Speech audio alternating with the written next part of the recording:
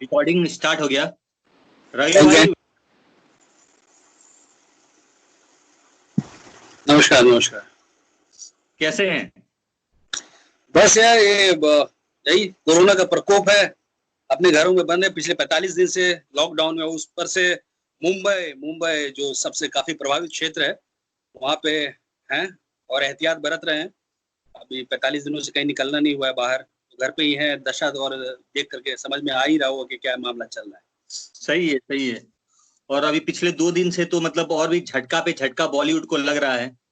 हाँ, उससे बहुत ही हताहत हुआ, मर्माहत हुआ। और ये जो है, दोनों ही बहुत ही प्यारे इंसान, बहुत ही प्यारे एक्टर हमारे बीच से चले गए। और उनमें से एक तो बहुत ही खासो खास हैं, जिनकी यादें मेरे साथ बहुत ही स्ट्रांगली जुड़ी हुई है।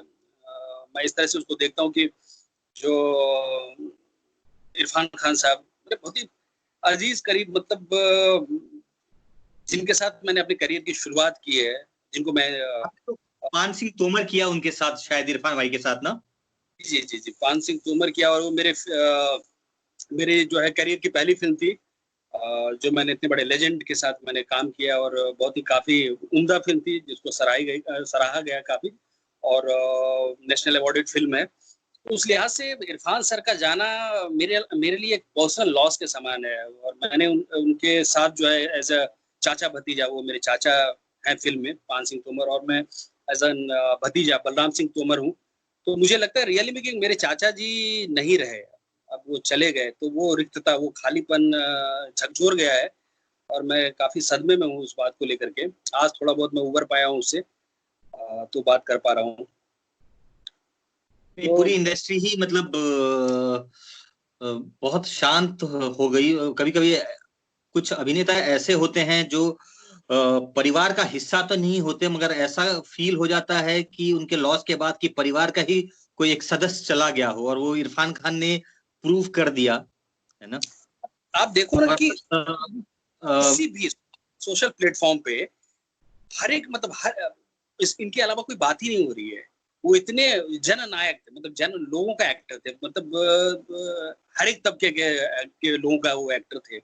और सभी उससे बहुत हताहत हैं, मर्माहत हैं, और बहुत ही रिक्तता है। अब इसको कैसे फुलफिल करेगी इंडस्ट्री, आई डोंट नो, क्योंकि नहीं, इरफान कल एक मुझे 2 चीज बड़ा अजीब लगा रवि भाई, मैं शेयर करना चाहूंगा। एक तो बहुत पेन हुआ कि इरफान खान नहीं रहे, और दूसरी चीज इतनी खुशी हुई मुझे कि सोशल मीडिया में कोई नेगेटिविटी नहीं थी। मतलब हिंदू मुस्लिम सिख ईसाई, मतलब कोरोना वोरोना का जो इतना जो प्रेशर आ रहा था, मतलब सारे लोग हिंदू हो मुस्लिम हो सिख हो, सारे लोग मतलब इरफान खान के जाने का इतना दुख मना रहे थे। और तब मुझे समझ में आया कि पावर ऑफ आर्ट क्या होता है। मतलब एक बंदा, मतलब सही करे विशारद भाई, मेरा ऐसा मानना है पर्सनली कि एक्टर किसी जात, किसी धर्म, किसी संप्रदाय विशेष का होता नहीं है, और ना कहीं किसी पर्सनल ज्योग्राफिकल जोन का होता है। वो नेशन का होता है, वो लोगों का होता है, आवाम का होता है। और उनका आर्ट जो आवाम के लिए होता है, एप्रिशिएशन के लिए होता है। उनको ऐसे किसी संप्रदाय, किसी कम्युनिटी या किसी ज्योग्राफिकल जोन से जोड़ करके उनको नहीं देखा जाता है। वो दिलों पे राज करते हैं। उनका घर जो है सबका दिल होता है, और उनका क्राफ्ट और उनका आर्ट जो है उस पर सभी का, चाहे वो निचले से निचले तबके का पेनीलेस बंदे से लेकर के करोड़पति तक का हक उस पे होता है, उनके आर्ट पे, उनके क्राफ्ट पे। तो उसको लेकर के एज एन एक्टर कोई हिंदू मुस्लिम या सिख ईसाई वाली बात ही नहीं होनी चाहिए, और ना हुई। That's a great thing. बहुत अच्छी बात। इसके अलावा कि ना उनके जाने के बाद भी, ऐसा कह रहा हूँ, ऐसी बात नहीं है, उनके रहते रहते भी जो है कभी भी उनको लेकर के कोई नकारात्मक विचारधारा या कोई बातचीत, कोई कंट्रोवर्सी या कोई इस तरह के बातों में, बहस में वो पड़े ही नहीं। बहुत ही क्लीन रहे, बस अपने क्राफ्ट और आर्ट को पूछते रहे। एज एन एक्टर, बतौर एज एन एक्टर जाने जाते रहे। एग्जैक्टली। चलिए, हमने तो मतलब बात ऐसे शुरुआत कर दी, मगर जो भी हमें देख रहे हैं, मैं उनको मतलब रवि भाई को इंट्रोड्यूस करवाना चाहता हूँ। रवि भाई बहुत ही बेहतरीन एक्टर हैं। इन्होंने पान सिंह तोमर जैसी फिल्मों में और बहुत सारी फिल्मों में काम किया है। और आज बहुत मैंने रिक्वेस्ट कर उनको एक थोड़ा आधा घंटा 45 मिनट डिस्कशन करना चाह रहा था।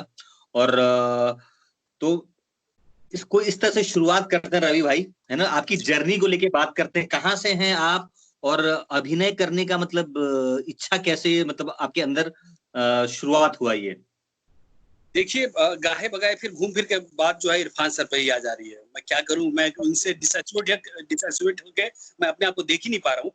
ये हम से लोग जो, हम लोग जैसे कलाकार जो कि एक मध्यम वर्गीय फैमिली से और एक रूरल एरिया से बिलोंग करते हैं और देखने में भी थोड़े आड़े तिरछे टाइप के हैं, ऐसे सो कॉल्ड हीरो हीरो वाला जो है, चॉकलेटी हीरो वाला मामला है नहीं, मैं इसको बहुत ही अच्छे से स्वीकारता हूँ।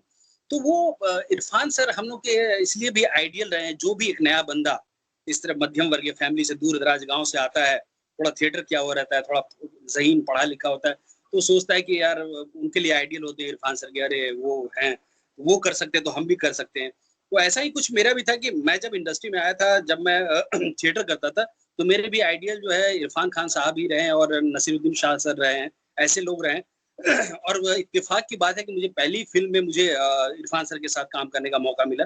दैट्स मैं ऊपर वाले का धन्यवाद ज्ञापन करना चाहूँगा। जहाँ तक मेरे जर्नी की बात है,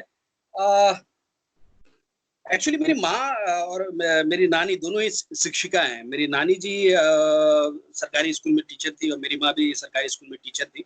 और मैं एक छोटे से गांव से बिलोंग करता हूँ जिसका नाम है कस्बा, जो पूर्णिया डिस्ट्रिक्ट में आता है और ये बिहार स्टेट है, हमारा स्टेट बिहार है। सो वहाँ पे जो मेरी नानी जी थी, वो जो स्कूल का मंच है और स्कूल के जो भी कल्चरल एक्टिविटीज होता था उसमें वो हारमोनियम पे भजन वगैरह गाती थी, क्योंकि उसमें रिस्ट्रिक्शन था उस हिसाब से। तो उतना फिर वही कुछ कमोबेश वही चीज जो है मेरी माँ में आया। मेरी माँ जो है वो भी स्कूली रंगकर्म में, जैसे बच्चों को किसी भी स्पेशल ओकेजन पे 15 अगस्त या सरस्वती पूजा इन सब चीजों पे, या कोई शिक्षा मंत्री आ रहे हैं, तो उन लोगों के लिए जो भी प्रोग्राम तैयार करवाना होता तो वो माँ करवाती थी, और मैं उनका जो है गवाह के तौर पे मैं उनके साथ आंचल पकड़ के खड़ा रहता था और देखता रहता था सारी गतिविधियों को। और मुझे बहुत ही मेस्मराइज करता था वो एम्बियंस की, स्कूल खत्म होने के बाद सारे लड़के लड़कियां उनको डायरेक्ट करना, उनसे गीत गवाना। और इनफैक्ट मैं बताना चाहूंगा कि मेरी माँ उस समय जो है ये डिजिटल माध्यम था नहीं और कोई ऐसा कैसेट रिकॉर्डर था नहीं, तो वो करती क्या थी, जब भी रेडियो पे कोई उनका मनपसंद गाना आता था तो वो डायरी लेती थी, मुखड़ा लिखती थी, फिर अंतरा लिखती थी, मुखड़ा लिखती, और इतने स्पीड में लिखती थी वो गाना कवर कर लेती थी।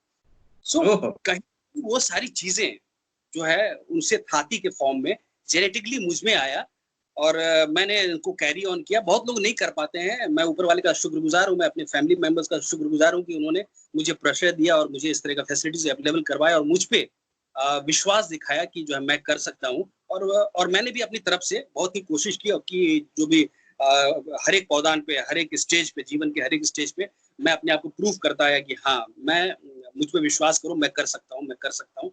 और उसी विश्वास और उसी मेहनत का नतीजा है कि मैं आज जो भी हूँ, थोड़ा बहुत जहाँ भी हूँ, जिस मुकाम पे हूँ, मैं उन्हीं लोगों की वजह से हूँ। तो मैंने शुरुआती दौर में मेरा स्कूल जो है वो जवाहर नवोदय विद्यालय है, जहाँ पे मेरा जो बहुमुखी विकास वहीं पे हुआ है, क्योंकि वहाँ फैसिलिटीज बहुत ज्यादा है। मतलब रेसिडेंशियल स्कूल है और सरकारी स्कूल है मानव संसाधन विकास मंत्रालय का, तो उसमें काफी सुविधाएं रंगकर्म को लेकर के, इस तरह के को करिकुलर एक्टिविटीज को लेकर के। तो मेरे अंदर जो भी कला थी वहाँ उसको पनपने का काफी अच्छा एक प्लेटफॉर्म मिला, एक मिट्टी मिला। और देन वहां से करने के बाद, क्योंकि घर में सभी डॉक्टर हैं ऑलमोस्ट, मेरे बड़े भाई साहब डॉक्टर हैं, मेरी सिस्टर जो है साइंटिस्ट हैं, तो वो चाहते थे कि मैं भी डॉक्टर बनूं, पर मुझे कहीं वो रास नहीं आया। देन मैंने कहा कि नहीं, मुझे एक्टिंग करना है, मैं एक्टिंग करना चाहता हूँ। मैं acting as an actor film industry में आना मेरा कोई तय नहीं था। मुझे थिएटर बहुत ही आकर्षित करता था, तो मैं थिएटर करना चाह रहा था बेसिकली। और देन वहां से पास आउट होने के बाद मैंने अपने होम टाउन में स्कूल में तो जो करना था मैंने किया ही, स्किट किया, और जो भी माइम्स हुआ ये सब मैंने किया, और वहाँ का कल्चरल कैप्टन भी रहा काफी दिनों तक। और हाँ, लेकिन पैरेलली मैंने तबला बजाना सीख लिया था कला भवन पूर्णिया से, तो वो काफी मुझे उसने सहयोग किया। देन 10+2 करने के बाद मैंने पूर्णिया में भी इप्टा के साथ मैं जुड़ा रहा, Indian People's Theatre Association IPTA, उनके साथ जुड़ा रहा। देन अब लगता है कि छोटे शहरों में क्या होता है कि एक लिमिटेशन है, वहां पे लगता है कि भाई अब आगे क्या हो गया यहाँ पे। कैमरा बहुत शेक कर रहा है रवि भाई, थोड़ा कैमरा को सेंटर पे करिए और थोड़ा सा पीछे चले जाइए, आपका फेस ब्लर हो रहा है। हो गया। ये सही ठीक है। हाँ, ये ठीक है। वहां से एक छोटे छोटे शहर का अपना एक लिमिटेशन होता है, वहाँ पे जो लिमिटेड डायरेक्टर्स हैं वो उनके साथ काम करने के बाद लगा कि अब आगे क्या, मुझे तो और आगे जाना है, और भी बेहतर करना है अपनी लाइफ में। देन मैं इस लिहाज से मैं भोपाल चला आया। भोपाल एक प्रोफेशनल गढ़ माना जाता है थिएटर का, तो मैं यस, वहाँ पे है वो। हाँ, तो मैं आलोक चटर्जी के साथ शुरुआती दौर में जुड़ा रहा। देन हबीब तनवीर साहब के साथ लंबे अरसे तक रहा, 2 साल तकरीबन उनके थिएटर ग्रुप में रहा। और वहाँ भी मैं अपने आप को बहुत ही सौभाग्यशाली समझता हूँ कि हबीब तनवीर साहब जैसे मंझे हुए रिनाउंड इंटरनेशनल लेवल के जो थिएटर डायरेक्टर हैं, उनके ग्रुप में रह करके उनके साथ सीखने करने का मौका मिला। और उनके जितने भी आर्टिस्ट हैं, जितने भी बुजुर्गवार आर्टिस्ट, मंझे हुए आर्टिस्ट, उनके साथ उठने बैठने का मौका मिला। सो ये अपने आप में बहुत बड़ा अचीवमेंट है मेरे लाइफ का। देन फाइनली मैं और वहाँ पे भोपाल में जब मैंने जाना और मुझे जाना था एनएसडी या आरटीआई था, तो उनके लिए मुझे जब पता चला कि ग्रेजुएशन बहुत ज़रूरी है, तो मैंने बोला कि भाई ग्रेजुएशन करना है तो क्या करें? तो मैंने ऐसा सब्जेक्ट चुना कि जो थिएटर के आसपास ही जिससे आपका बौद्धिक जो है बौद्धिक चेतना और जागृत हो। तो मैंने उस लिहाज से जर्नलिज्म को ऑप्ट किया और वहीं भोपाल में माँ चतुर्वेदी राष्ट्रीय पत्रकारिता विश्वविद्यालय वहाँ पे ज्वाइन किया मैंने। और पैरेलली मैं थिएटर भी करता था और वहाँ पढ़ाई भी करता था क्योंकि ग्रेजुएशन मुझे करना था। सो ग्रेजुएशन कंप्लीट हुआ, थिएटर किया। देन कुछ दिन ईटीवी के लिए काम किया पर मन नहीं लगा। पंजाब केसरी के लिए भी काम किया एज अ सब एडिटर वहाँ भी। लेकिन फाइनली मुझे जहाँ जाना था वो मुझे राह नहीं मिल रहा था। एग्जैक्टली मैं डिसाइड नहीं कर पा रहा था करूँ तो करूँ क्या। घर वाले खुश थे कि लड़का तो जॉब कर रहा है, दैट्स गुड। और हर एक पढ़ने वाला चाहता है जिस जिस प्रोफेशन की पढ़ाई कर रहे हैं उस प्रोफेशन में सेटल होना चाहता है।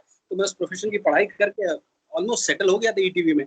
बट मुझे लगा नहीं यार, ये तो इसके लिए मैं नहीं बना हूँ, मैं जॉब नहीं कर सकता। देन मैंने फाइनली फिर एनएसडी का एग्जाम दिया और पहली मर्तबा ही मैं एंट्रेंस वर्कशॉप में था, सिलेक्शन वर्कशॉप में। पर किसी कारणवश नहीं हुआ। जैसा कि बोलते हैं कि एनएसडी का क्राइटेरिया है कि आपको फर्स्ट अटेम्प्ट में वो जनरली नहीं लेते। आई डोंट नो उनका क्या है। तो मुझे लगा क्यों नहीं लेते भाई, अगर मैं कैपेबल हूँ और मैंने थिएटर कर रखा और मैं एलिजिबल हूँ तो आपको मुझे कंसिडर करना चाहिए। पर नहीं हुआ तो मुझे बहुत ही अंदर अंदर क्षोभ हुआ, गुस्सा आया। मैं बोला अब मैं एनएसडी नहीं जाऊंगा। सो देन उसी ईयर जो है 2004 में एफटीआई में एक्टिंग एक्टिंग कोर्स जो है वो रीओपन हुआ आफ्टर 27 इयर्स। रीओपन हुआ आफ्टर 27 इयर्स।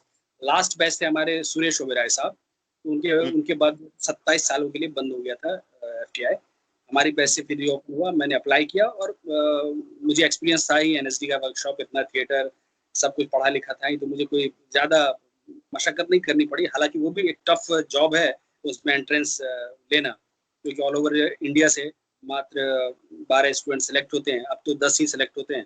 तो उसको क्रैक किया। तो उसको क्रैक करने के बाद ही दिशा जो है निर्धारण हो गया कि भैया किधर जाना है। मैं तो करना चाह रहा था थिएटर, लेकिन अब क्या है एफटीआई फिल्म एंड उनके साथ पहले बैच में आप थे एफटीआई में? फर्स्ट बैच मैं, मेरे बैच में दिव्येंदु शर्मा है, रसिका रसिका आगाशे, रसिका दुग्गल है जो उसमें सादत हसन मंटो में फिल्म में मंटो की वाइफ बहुत काम करती है, मेरी बैचमेट है। और दिव्येंदु शर्मा जो 21 तोपों की सलामी, प्यार का पंचनामा और अभी जो मिर्जापुर पार्ट 1 पार्ट 2 में एग्जैक्टली हाँ, तो वो है। तो वहाँ अब एफटीआई आने के बाद तो सारा मामला ही चेंज हो गया, पूरा माहौल ही फिल्मी था। फिल्म फिर इंटरनेशनल फिल्म से मेरा कुछ एफटीआई के बारे में बताइए, है ना।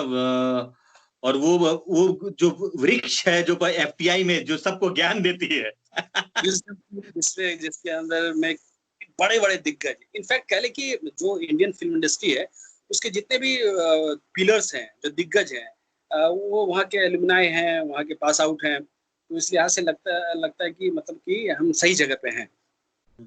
विजडम ट्री के एक जैसे कि बोधि वृक्ष मानते हैं ना गया में कि बोधि वृक्ष जिसके नीचे ज्ञान प्राप्त होता है, उसी तरह in general in spiritual way तो वो बोधि वृक्ष है गया में। लेकिन अगर इंडस्ट्री की माने, क्रिएटिविटी के माने या फिल्म इंडस्ट्री की माने, तो उसके लिए बोधि वृक्ष जो है वो आम का पेड़ है, जो कैंपस के बीचों बीच स्थापित है, जिसको विजडम ट्री बोलते हैं।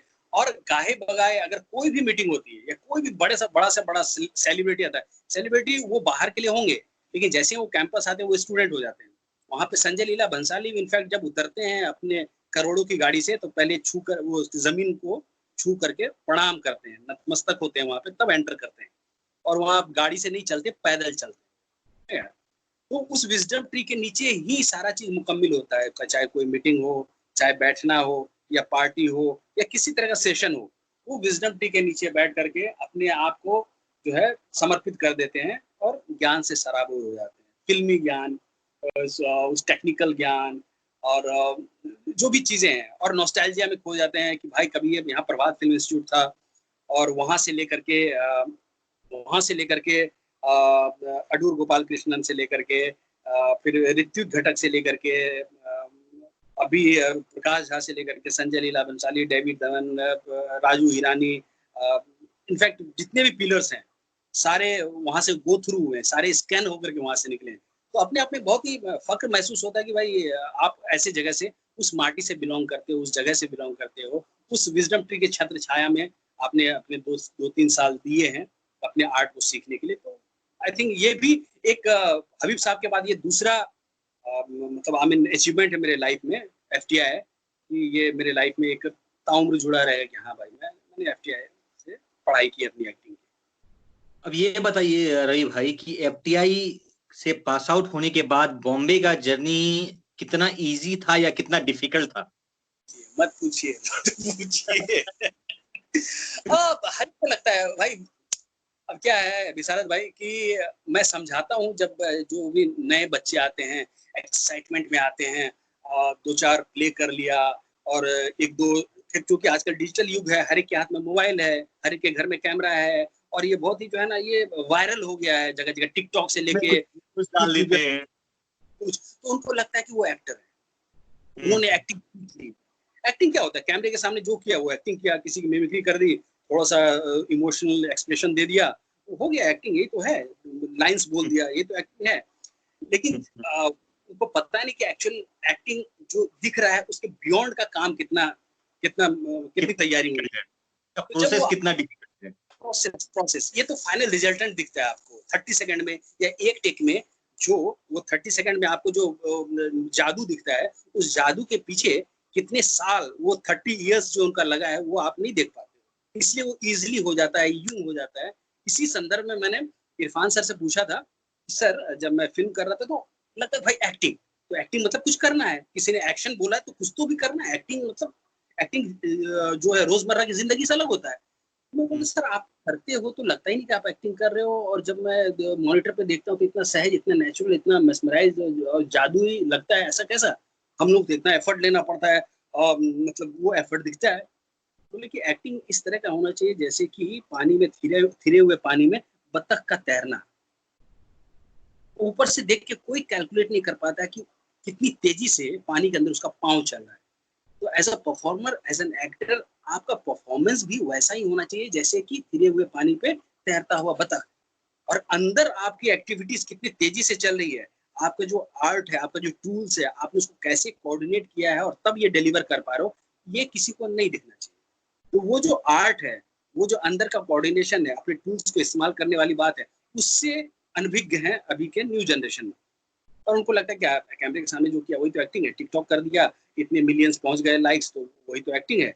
लेकिन अगर ऐसा एक्टिंग है तो तुम फिल्म में काम क्यों नहीं कर रहे, या तुम सीरियल में काम क्यों नहीं कर रहे? तुम्हारे अगर इतने मिलियंस व्यूअर्स हैं तो क्यों नहीं कर रहे?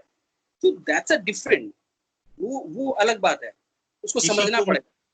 किसी को मिमिक्री करना और वो भी वॉइस ओवर के ऊपर बस लिप सिंक करना, वो डिफरेंट है, और एक जर्नी को प्ले करना बहुत डिफरेंट है।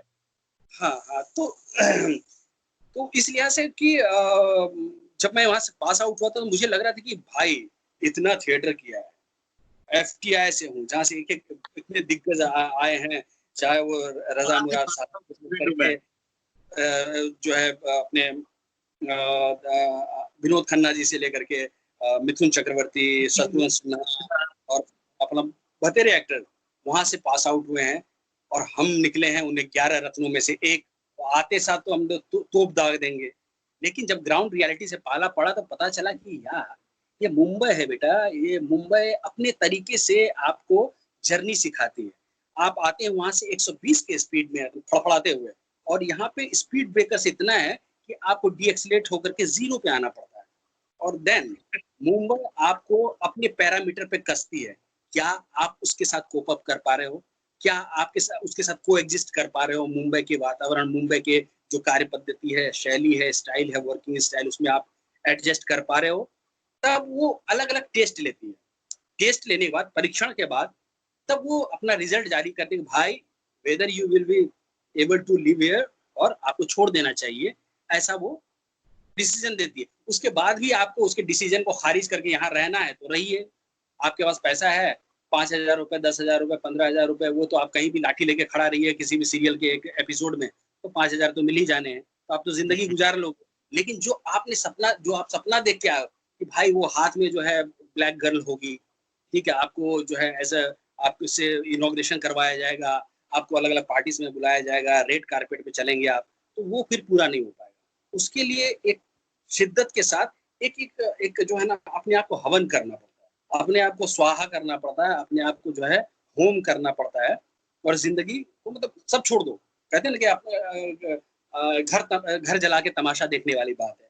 तो हम लोगों से तो उम्मीद ये होती है, सोसाइटी, जब हम लोग इस फील्ड में आते हैं तो सोसाइटी हमसे उम्मीद होती है, हमारे घर वाले हमसे उम्मीद छोड़ चुके थे। क्या करता है? एक्टिंग, एक्टिंग करता है। थिएटर, थिएटर क्या होता है? थिएटर क्या करता है? ये ठीक है, क्या हुआ? कुछ हुआ? अरे इतना साल हो गया है, कुछ तो हो ही नहीं रहा है कुछ। तो उनको फिर हवाला दिया इरफान सर को, अरे नवाजुद्दीन को देखो, अरे उनको देखो 17-17 साल लगे, 18-18 साल लगे भाई, क्योंकि है हमारे फादर यहाँ पे कोई राज कपूर है नहीं, हमारे फादर यहाँ पे नहीं है, हमारे फादर डेविड धवन नहीं है, हमारे दादा पृथ्वीराज कपूर नहीं थे। तो हमें तो वक्त लगेगा, हमें तो खुद के खोद के पानी पीना है। तो ये ये वो मशक्कत है जो सबको जानना बहुत जरूरी है। और पेशेंस, पेशेंस, आपको विकेट पे टिके रहना बहुत जरूरी है। टेस्ट मैच की तरह एक लूज बॉल आएगा, खट से लगेगा और छक्का, और वो एक आपका एक छक्का आपको मैच जितवा देता है आपकी पूरी जिंदगी का, और आप स्थापित हो जाते हो। तो मुंबई में स्ट्रगल खूब करना पड़ा आपको, चने तो चबाने पड़े। विशारद भाई देखिए, बिना स्ट्रगल के तो दही में से मट्ठा भी नहीं निकलता, ठीक है, घी भी नहीं निकलता, सबको चर्ण करना ही पड़ता है। हम जब हमारी पैदाइश ही संघर्ष है, दो शरीर का संघर्ष हुआ तभी हमारी पैदाइश है, और उसमें भी अगर ज्यादा बायोलॉजिकल अंदर जाएं तो करोड़ों स्पर्म के संघर्ष के आपस में दौड़ होने के बाद हमारी उत्पत्ति हुई है। वो इस धराधाम पे जिस रास्ते होके आए हैं वहां पे संघर्ष है। 9 महीने अंदर रहे हैं उस अंधेरे इसमें, कोख में, ठीक है, ऐसे हाथ में सेल में जोड़, सेल में जैसे लोग रहते हैं, वहां से होकर के आए हैं। तो संघर्ष तो पैदाइशी संघर्ष है, तो उससे डरने का नहीं है, संघर्ष तो चलता रहेगा। अब उसी में से कोई विजय प्राप्त करके, कोई कोई होते हैं सौभाग्यशाली होते हैं जिसके मुंह पे जो है चांदी का चम्मच लेके पैदा होते हैं, और हम लोग जो है मिट्टी के हाड़ी में खाना खाते हुए पैदा होते हैं। तो इसी वजह से मुंबई आने के बाद आपका पहला ब्रेक थ्रू कौन था रवि भाई? कौन सी फिल्म आपने की? देखिए मेरी जिद थी भाई ये सीरियल वेल तो करूंगा नहीं, पता नहीं मुझे सीरियल से हमेशा से परहेज क्यों रहा है, क्योंकि मैं उसको एक देखिए, अगर वो कैमरा है, एक्टर्स है, कॉस्ट्यूम है, लाइंस है, स्टोरी है, सब कुछ है, लेकिन मुझे पता नहीं उसमें वो आर्ट नहीं दिखता, मजा नहीं आता। क्योंकि मुझे सीरियल हमेशा से लगता है कि इट्स लाइक अखबार, सुबह आया शाम तक जो है बासी। उसी तरह सीरियल जो है ऑन एयर हुआ उसके बाद कोई नहीं देखता। आप किसी सीरियल का रिपीट टेलीकास्ट देखना पसंद करोगे? नहीं देखते। लेकिन आप फिल्म को बार बार देखते हैं, फिल्म को बार बार देखते हैं, वो हिस्ट्री हो जाती है। अगर अच्छी फिल्म है तो इतिहास में दर्ज हो जाता है वो 2 घंटा। लेकिन ये जो आधे घंटे 1 घंटे का सीरियल है उसको कोई नहीं देखता। इनफैक्ट कोई याद भी नहीं रखता उसके एक्टर्स को। उनमें आप लीड कर रहे हो, अच्छी बात है, लेकिन आप अगर देखेंगे, जब उसमें क्रेडिट लिस्ट में देखेंगे, कभी किसी एक्टर का नाम मेंशन नहीं होता है। तो ऐसे काम करने का क्या मतलब जिसमें क्रेडिट ही ना मिले, जिसमें आपको रिकॉग्निशन ही नहीं मिले, आपके कैरेक्टर को रिकॉग्निशन मिले, आपको पर्सनल रिकॉग्निशन मिले ही नहीं एज एन एक्टर। ना आपको किसी सलाह मशवरा जहाँ पे क्रिएटिव डिस्कस हो रहा हो फिल्म को लेकर के, एक्टिंग को लेकर के, वहां पे आपको नहीं बैठाया जाता है। कितने सीरियल के एक्टर को बिठाया जाता है? नहीं बैठाया जाता। बैठाया किसको जाता है? नसीरुद्दीन शाह। बैठाया किसको जाता है? मनोज बाजपेयी। बैठाया किसको जाता है? नवाजुद्दीन सिद्दीकी, पंकज कपूर।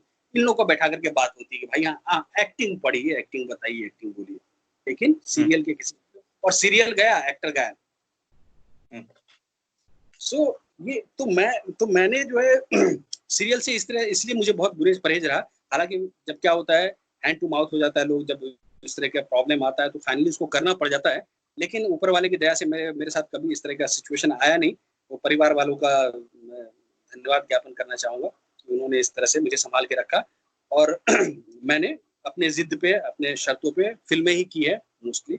और इस लिहाज से मेरी पहली फिल्म जो है फिर से इरफान खान, ठीक है, पान सिंह तोमर। पान Singh Tomar is my first film.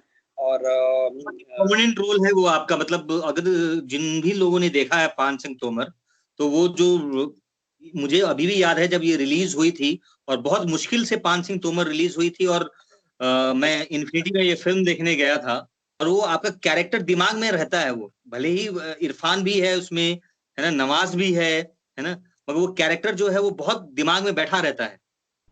Actually हुआ क्या था विशारद भाई की, देखिए इरफान भाई, नवाज भाई, ये लोग एक्सपोज्ड फेस थे। एक्सपोज्ड फेस सभी जानते हैं, इंडस्ट्री कमोबेश जानते हैं कि हाँ भाई ये इरफान खान साहब है, ये नवाजुद्दीन साहब। लेकिन ये कौन नया लड़का आया है, तेज तर्रार फड़फड़ाता हुआ यंग सा लड़का, ठीक है, एकदम कैरेक्टर के मुताबिक आया है। तो वो उसको उस कैरेक्टर के हिसाब से देखते थे, और वो अनएक्सपोज चेहरा था तो लोगों का इंटरेस्ट बना हुआ था। और इस तरह का परफॉर्मेंस तो ऑब्वियस सी बात है कि बज़ तो क्रिएट होगा ही।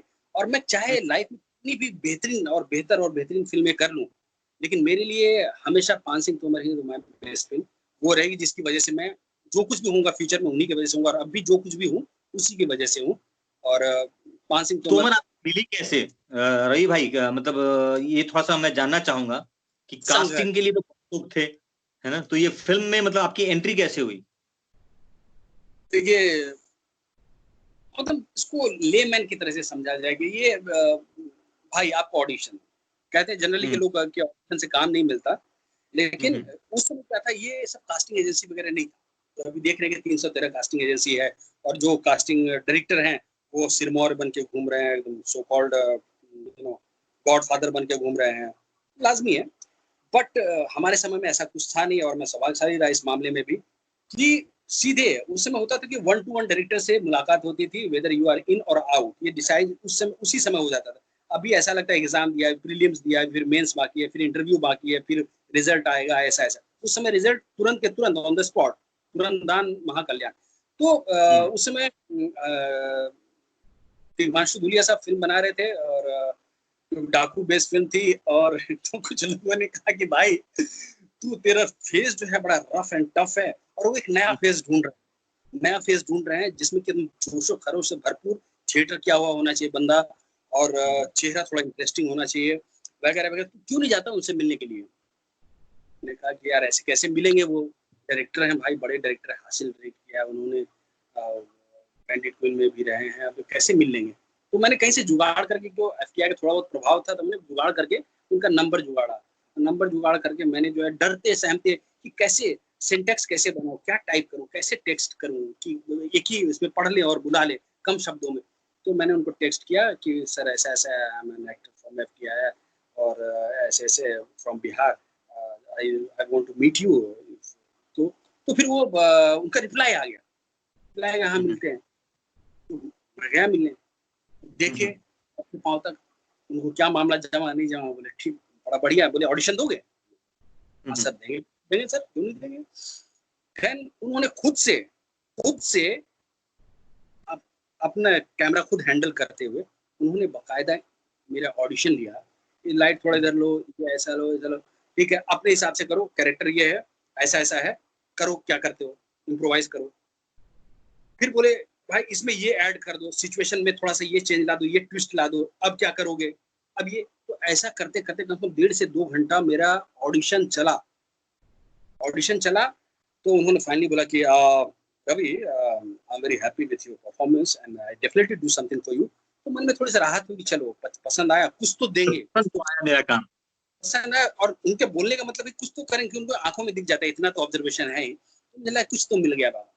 ये चला गया, रात भर नींद ना आए, सुबह सुबह आया मैसेज की सर मिलना चाह रहे हैं। 9 बजे मैसेज आया, सुबह सुबह सर मिलना चाह रहे हैं, 10 बजे आ सकते हैं क्या? हो गया खेल क्या बाबा? मैं बोला हाँ हाँ आता हूँ, खट खट नहाया धोया तैयार होके भाई ये आराम नगर में ऑफिस था उनका, मंदिर के बाजू में।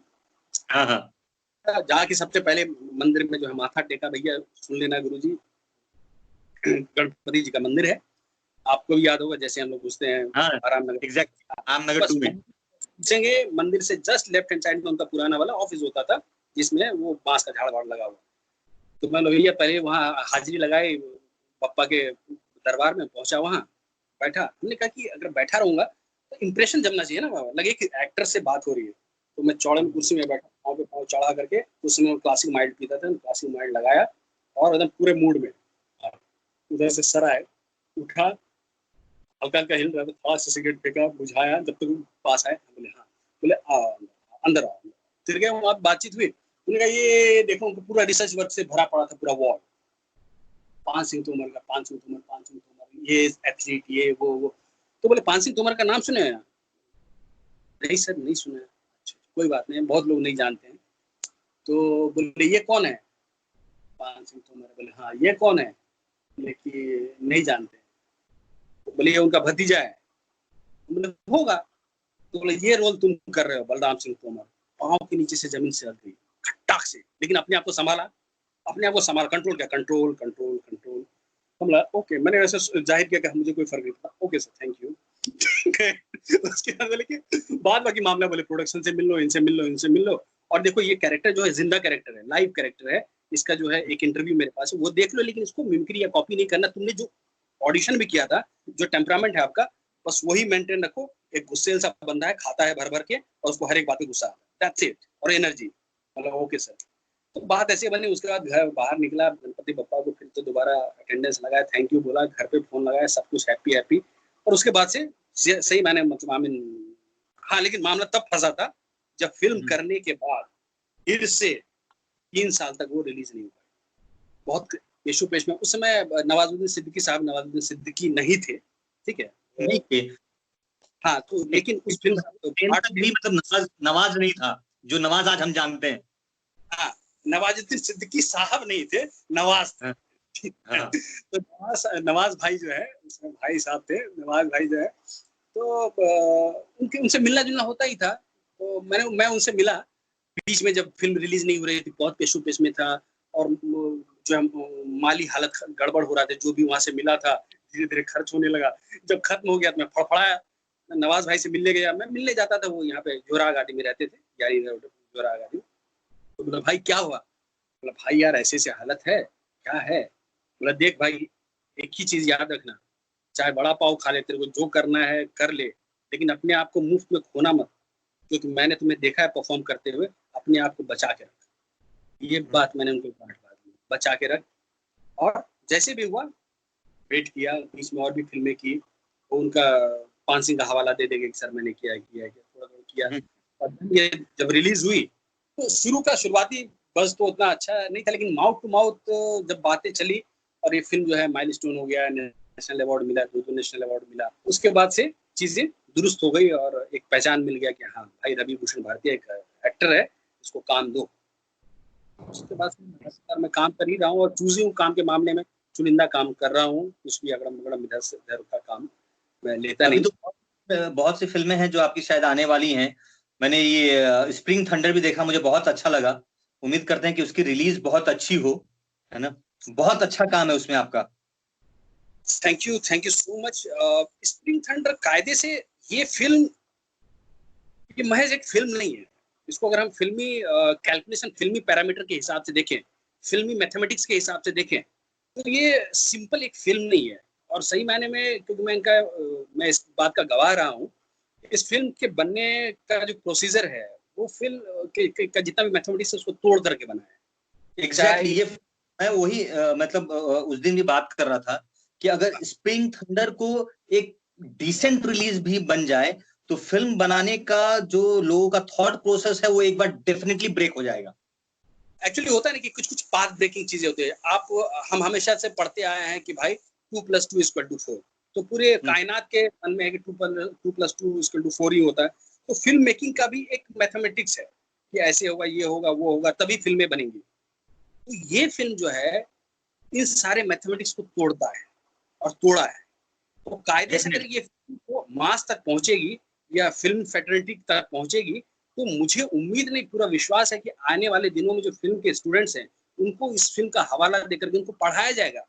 ये फिल्म, इस फिल्म को दिखाकर उसको पढ़ाया जाएगी, भाई फिल्में ऐसे भी बनती हैं, ठीक है।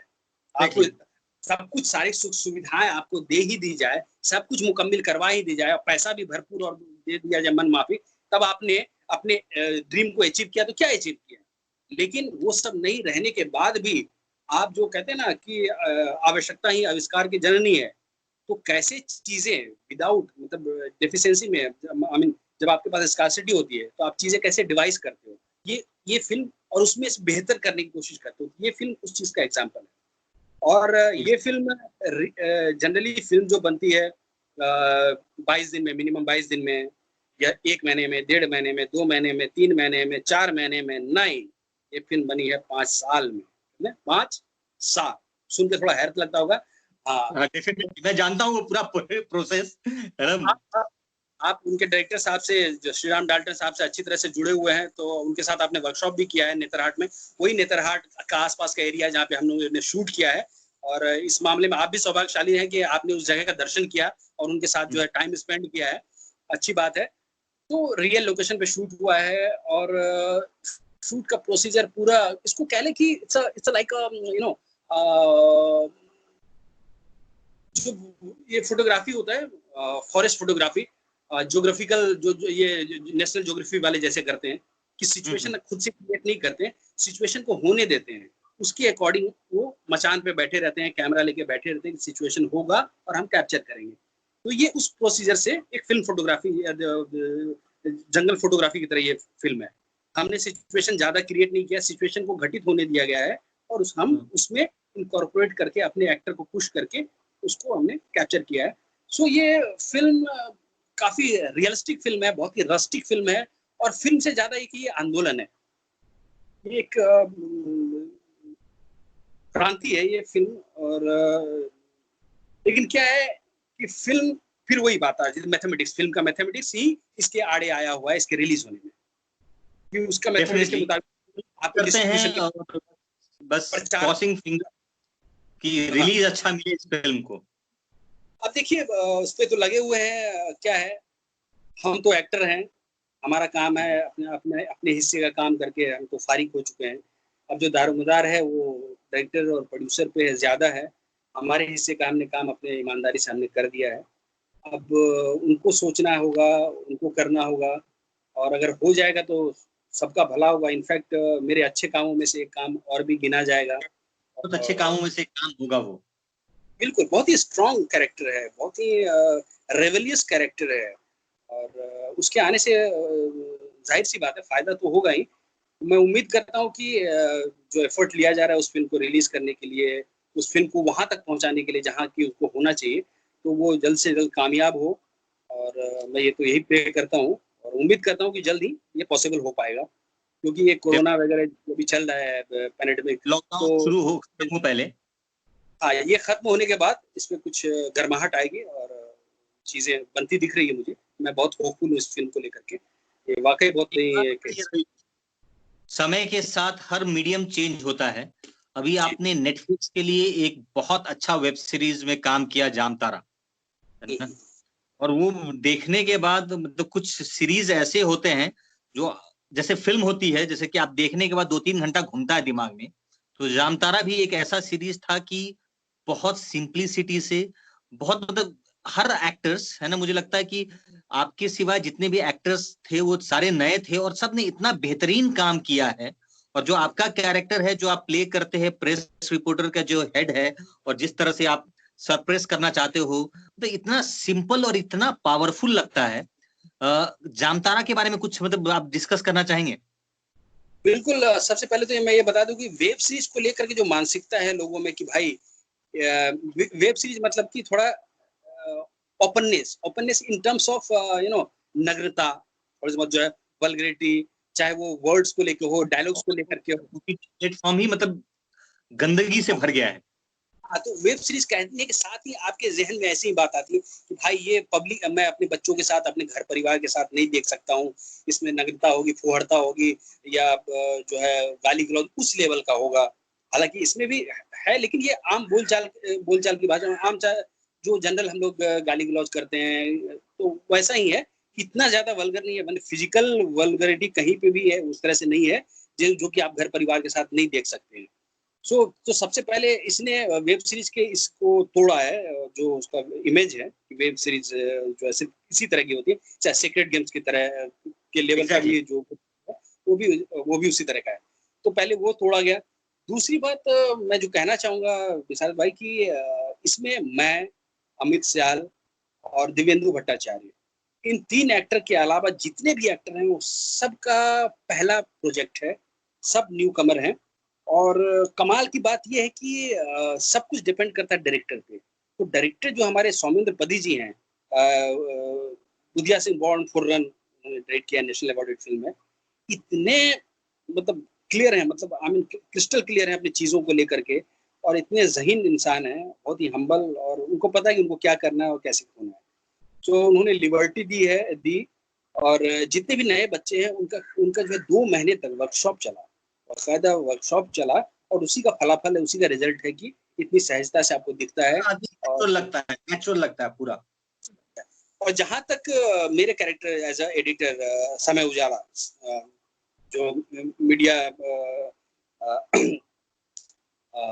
तो उसमें मुझे वो कैरेक्टर करने में इसलिए परेशानी नहीं हुई, या लोगों को इतना सहज इसलिए दिखा क्योंकि मैंने पहले ही बताया कि मैंने अपना ग्रेजुएशन जो है वो जर्नलिज्म में किया है, पत्रकारिता में मैं स्नातक हूँ। उस लिहाज से मैंने उस माहौल को देखा है, मैंने पंजाब केसरी के लिए काम किया है न्यूज़पेपर के लिए, तो मैं उस माहौल से बहुत अच्छी तरह से वाकिफ हूँ कि किस तरह से जो है एडिटर बुली करता है अपने न्यू जो जर्नलिस्ट हैं, या उसको किस तरह से चीजें घटित होती है वहाँ पे, क्या क्या ट्रिक एंड टेक्निक्स होता है। तो इसलिए मुझे उसको प्ले करने में ज्यादा परेशानी हुई थी, और वो अच्छे से मैं कर गया। और सबसे अच्छी बात ये थी कि जब वेब सीरीज की शुरुआत हुई, मतलब आई मीन पहले दिन का शूट था, तो सौमेंद्र पदी सर ने कहा कि मुझे नहीं पता था कि आज पहले दिन का शूट है। मैं ऑल ऑफ सडन, और सबसे मजेदार और दिलचस्प बात यह है कि ये जमतारा वेब सीरीज का नाम है, लेकिन ये जो है वेब सीरीज जमतारा में शूट ही नहीं हुई, झारखंड में शूट ही नहीं हुई, ये शूट हुआ है महाराष्ट्र में, नासिक के आसपास ये शूट हुआ है। और हाँ, तो रातों रात मैं मुंबई से पहुंचा नासिक, तो वहाँ सेट लगा तो बोले कि आज मुहूर्त है, बोले आपका शॉट पहला लगा है, और बैक टू बैक सारे सीन्स आपके हों, क्योंकि ऑफिस सेटअप है और बगल में और रियल प्रेस है। तो ऐसा क्यों सर? बोला सर आप जो है पुराने खिलाड़ी हो, मंझे हुए एक्टर हो, तो और सारे लड़के नए हैं, सारे एक्टर्स नए हैं, तो मैं चाहता हूँ एक आप टेक ऑफ दे दो, एक जो है ना सुर सेट कर दो, ताकि उसको देख करके सारे बच्चे उसको समझ जाए, उनको पता चल जाए कि कौन से सुर पे खेलना है। सर आप ऐसा समझते? नहीं सर, बोला मैंने आपका काम देखा है पान सिंह में और भी फिल्मों में आपका काम देखा है, तो मुझे लगता है कि आपसे शुरुआत करनी चाहिए। तो ये एक रेस्पेक्ट है, और मुझे अच्छा लगा ये जान करके, और मैंने भी कोशिश की कि मैं बेहतर कर पाऊँ, और मैंने किया, जो भी किया, ये अप्रिशिएशन, आप लोग के अप्रिशिएशन से पता चलता है कि मैंने ठीक ठाक कर दिया है। ठीक है, और उम्मीद है कि जो इसका सेकंड सीजन है उसमें भी मैं सही ढंग से मैं अपने जो है रोल को निभा पाऊँ और उसके साथ न्याय कर पाऊँ। यही है हमारा जमतारा। चलिए रवि भाई, बहुत अच्छा लगा है ना कि आप बहुत अच्छा काम कर रहे हो, और जो भी नए लोग हैं, वो अभी जितने भी नए लोग हैं वो काम जो देख रहे हैं आपका, डेफिनेटली इंस्पायर होंगे।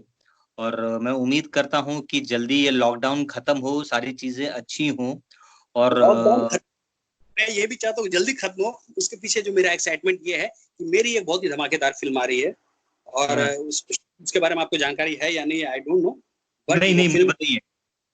रात अकेली है।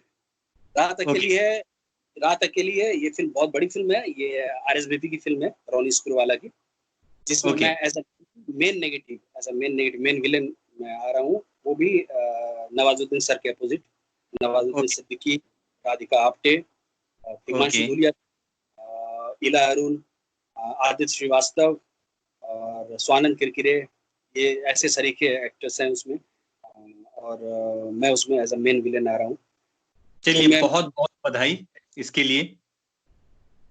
Thank you so much. उम्मीद करता हूँ कि जल्दी लॉकडाउन शुरू होकर ये रिलीज हो और जल्दी मिलते हैं रवि भाई, सामने सामने बैठ के कॉफी पीते हैं। अभी लॉकडाउन में हमने डिजिटल माध्यम यूज किया बात करने के लिए। काठमांडू आ रहा हूँ जल्दी जल्दी होना चाहिए। मैं बिहार से हूँ, पूर्णिया डिस्ट्रिक्ट है मेरा। सही बात है। चलिए रवि भाई, थैंक यू फॉर टॉकिंग। जल्दी मिलते हैं। God bless you, all the best, take care. Thank you so much.